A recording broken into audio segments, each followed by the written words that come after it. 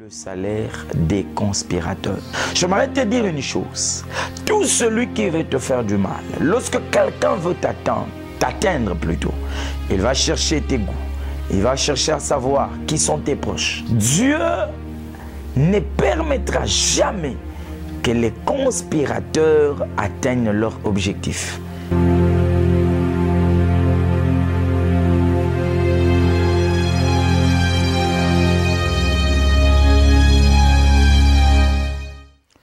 Shalom bien-aimés dans le Seigneur, c'est votre humble serviteur, le berger Trésor Bamoué. Nous voici dans le cadre de notre émission 5 minutes. 5 minutes d'exhortation, 5 minutes d'enseignement et 5 minutes d'édification.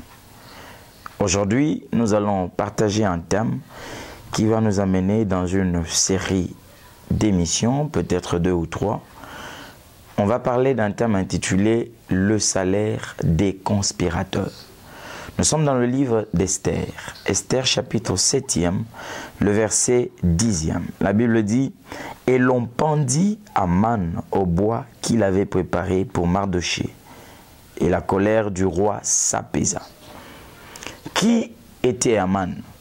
Aman, c'était un officier du roi Assuérus. C'était un homme haut placé dans son royaume. Il avait été élevé en dignité.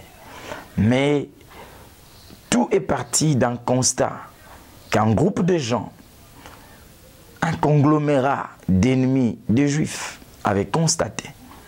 Ces gens au départ étaient des ennemis de Mardochée, mais ne sachant pas qu'ils pouvaient s'opposer à toute une nation, un peuple élu des dieux.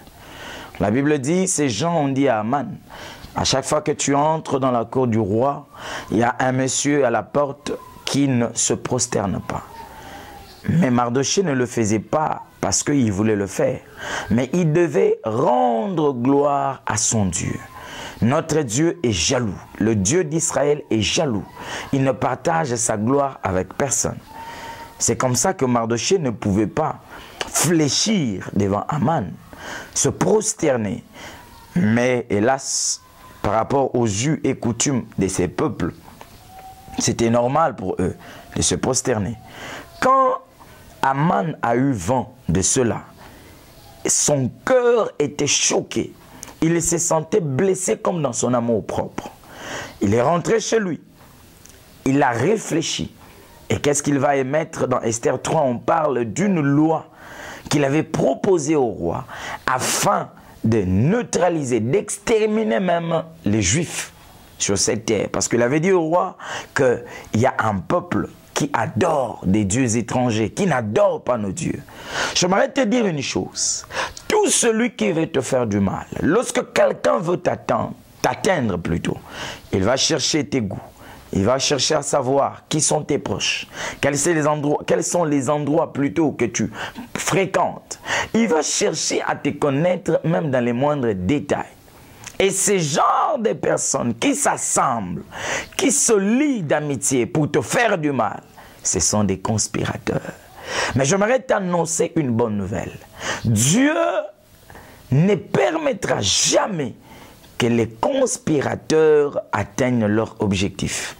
Car la Bible déclare qu'il anéantit les desseins des méchants. C'est ce que Job dit.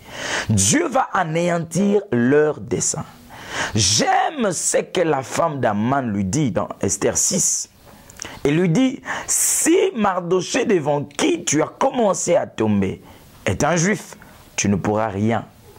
Pourquoi? Parce qu'il s'est passé quelque chose dans cette journée-là, avant que la femme d'Aman lui dise cela. C'est-à-dire que l'orgueil d'Aman lui a poussé à dire au roi comment on peut honorer un homme. Laisse-moi te dire que Dieu se souvienne des sacrifices que tu as eu à faire pour lui, pour son œuvre, pour sa maison. Que Dieu se souvienne des bonnes œuvres que tu as eu à réaliser.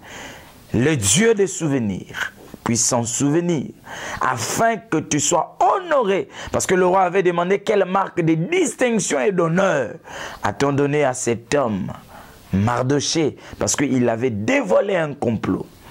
Il arrive d'un moment où on fait des progrès. C'est comme David, l'homme qui avait tué le lion, il avait tué l'ours. Mais devant Saül, on lui pose la question, qu'as-tu déjà fait? Quel est ton CV?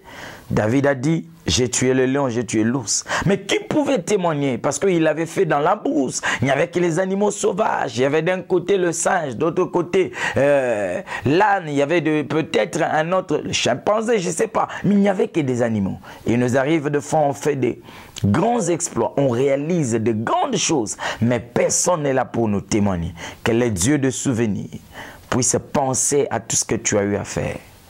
Bien-aimé, Aman a été pendu au bois qu'il avait aménagé afin de pendre Mardochée. La Bible dit dans le psaume 35 que celui qui a creusé une fosse y tombe.